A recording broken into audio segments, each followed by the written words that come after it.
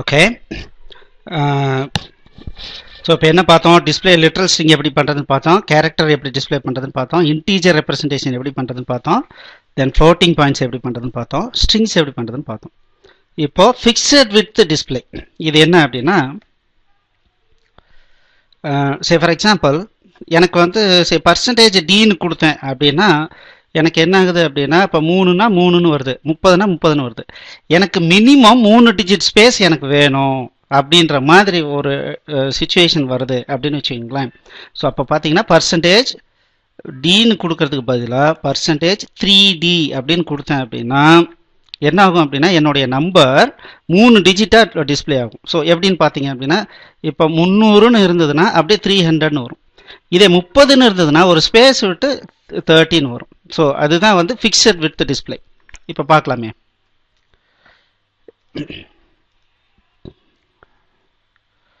இப்போ ஃப்ரெஷ்ஷாக ஸ்டார்ட் பண்ணலாம். So into a, b, c.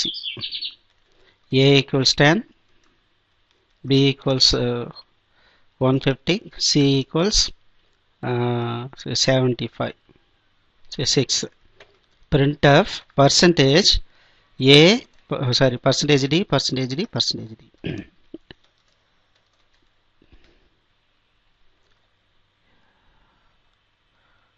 a equals, b equals, c equals.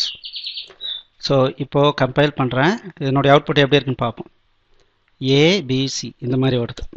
இப்போ இதே பர்சன்டேஜ் 3Dன்னு கொடுக்குறேன்.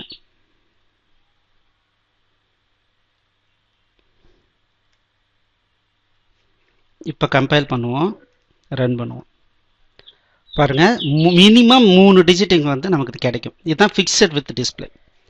இதுலேயும் பார்த்தீங்க அப்படின்னா நான் முன்னால் மைனஸ் போடலாம். மைனஸ் போட்டால் என்ன அர்த்தம்னா லெஃப்ட் ஜஸ்டிஃபைன்னு அர்த்தம். மினிமம் 3 டிஜிட் வரும், பட் லெஃப்ட் ஜஸ்டிஃபை வரும். இங்கே பாருங்கள், மீதி இருக்கிற ஸ்பேஸ் பார்த்தீங்கன்னா ரைட்டில் இருக்கும். இதுக்கு ரைட் சைடில் ஸ்பேஸ் வந்துடும். இப்போ 6 நான் இதில் போடுறேன், 10 இதில் போடுறேன். இப்போ அதனுடைய டிஃப்ரென்ஸ் இன்னுமே நல்லாயிருக்கும். பாருங்கள் இந்த இடத்துல. சரி, ஃபார் எக்ஸாம்பிள் இதில் 0 முன்னால் ப்ரிஃபிக்ஸ் 0 போடலாம். இப்போ என்ன ஆகுதுன்னு பாருங்கள்.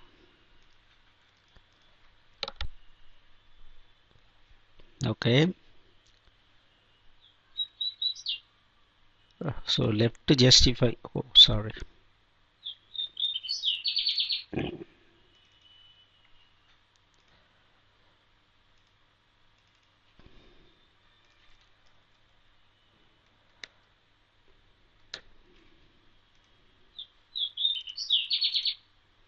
இப்போ என்ன பாருங்க, முன்னால் ப்ரிஃபிக்ஸு 0 வருது. ஸோ எனக்கு மினிமம் 3 டிஜிட் வேணும். அதில் 3 டிஜிட்டுக்கு கம்மியாக இருக்கிறதுலாம் முன்னால் ப்ரிஃபிக்ஸ் 0 போடு அப்படின்னு சொல்கிறதுக்கு நான் இப்படி சொல்கிறேன். இது புரியுது இல்லைங்களா? ஓகே, இது வந்து இன்டீஜர் டிஸ்பிளேக்கு இந்த மாதிரி கொடுக்குறோம். இதே மாதிரி ஃப்ளோட்டிங் பாயிண்ட்டும் கொடுக்குறோம். சரி, float d, d equals a into b into c multiplied by 0.123. இப்போ printf நியூ லைனில் d equals percentage f ன்னு கொடுக்குறேன். d டிஸ்பிளே பண்ண சொல்கிறேன். பாருங்க, 1107 அப்படின்னு வருது இல்லைங்களா?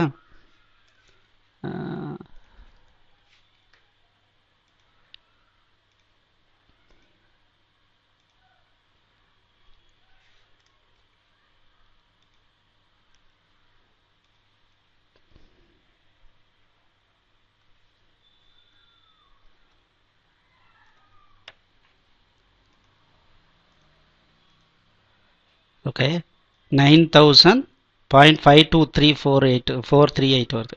இப்போ எனக்கு என்ன பண்ணணும்னா டெசிமல் பாயிண்ட்டுக்கு அப்புறம் 2 டிஜிட் மட்டும் வந்தால் போதும். அப்படிங்கும்போது 0.2f கொடுக்கலாம். அப்படி கொடுத்தேன் அப்படின்னா டெசிமல் பாயிண்ட்டுக்கு அப்புறம் ஒன்லி 2 டிஜிட் கிடைக்கும். இப்போ நான் 0.4ன்னு கொடுத்தேன் அப்படின்னா 0.4 கிடைக்கும். இதே டெசிமல் பாயிண்ட்டுக்கு முன்னால் 10.4 அப்படின்னு கொடுக்கலாம். இப்போ 10.4ன்னு கொடுத்தேன் அப்படின்னா பாருங்க, இப்போ பர்சன்டேஜ் 10.4 எஃப்னு கொடுத்தா என்ன அர்த்தம் அப்படின்னா மொத்தம் 10 டிஜிட். 1 2 3 4 5 இது 10 டிஜிட் மொத்தம். 1 ஓகே, அதில் டெசிமல் பாயிண்ட்டுக்கு அப்புறம் 4 டிஜிட்டு, ஒரு டெசிமல் பாயிண்ட்டு, மீதி இன்டீஜர் போர்ஷன் இங்கே வரும்னு அர்த்தம். ஸோ இந்த டோட்டல் 10, டெசிமல் பாயிண்ட்டுக்கு அப்புறம் 4, ஒரு டெசிமல் பாயிண்ட். ஸோ அப்போ பார்த்தீங்க அப்படின்னா நம்மளுடைய அவுட்புட் எப்படி வந்துச்சு பாருங்க, 9000 முன்னால் ஒரு ஸ்பேஸு, தென் டிஜிட் ஸ்பேஸு, தென் 9000, அதுக்கப்புறம் பார்த்தீங்கன்னா 5234 5234. இதே 10.2ன்னு கொடுத்தா என்ன ஆகும், 10.2 அப்படின்னு நான் கொடுத்தனா என்ன ஆகும், டெசிமல் பாயிண்ட்டுக்கு அப்புறம் 2 டிஜிட். ஸோ 3 டிஜிட் இதுக்கு போயிடும், 7 டிஜிட் இதுக்கு வரும். ஸோ மொத்தம் 10.2 அப்படின்னா இதுதான் ரெப்ரசன்டேஷன். ஸோ இப்போ பாருங்க,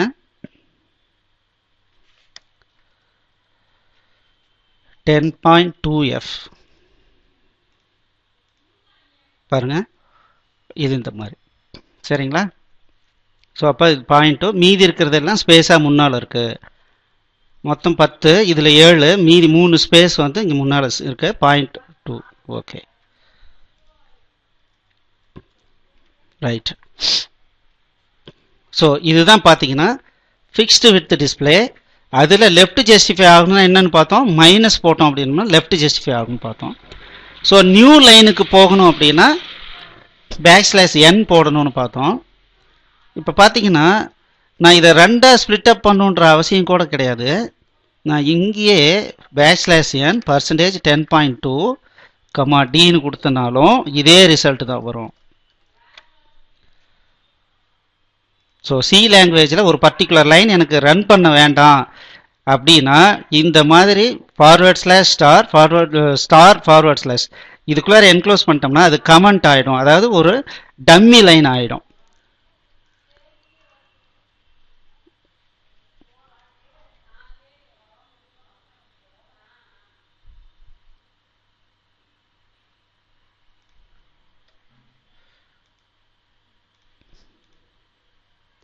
பாருங்க, ஸோ அடுத்த லைனில் d ஈக்குவல்ஸ் அப்படின்னு போகிறதுக்கு நான் அந்த நியூ லைன் கேரக்டரை யூஸ் பண்ணிக்கலாம். ஃபார் எக்ஸாம்பிள் இந்த நியூ லைன் எப்படி யூஸ் பண்ணுறோம் பாருங்க, printf *\n \n *\n 1 2 3 4 இப்படி கொடுத்தா என்ன ஆகும்னு பாருங்க. ஸோ எங்கெல்லாம் \n வருதோ அங்கெல்லாம் என்ன ஆகும், நியூ லைனுக்கு போயிடும். அப்போ நம்மளுடைய அவுட்புட் எப்படி வரும் பாருங்க, இதுக்கு முன்னால் ஒரு \n கொடுக்குறேன், ஏன்னா ஒரு ஸ்டார் மட்டும் தனியாக அதே லைனில் போயிடுச்சு. பாருங்கள், *, ***, *4*. ஸோ எங்கெல்லாம் இந்த நியூ லைன் கேரக்டர் வருதோ அங்கெல்லாம் என்ன ஆகும், நெக்ஸ்ட் பொசிஷனுக்கு போயிடும். ஓகே, நெக்ஸ்ட் லைனுக்கு போயிடும். Next horizontal tab, printf serial number /t name /t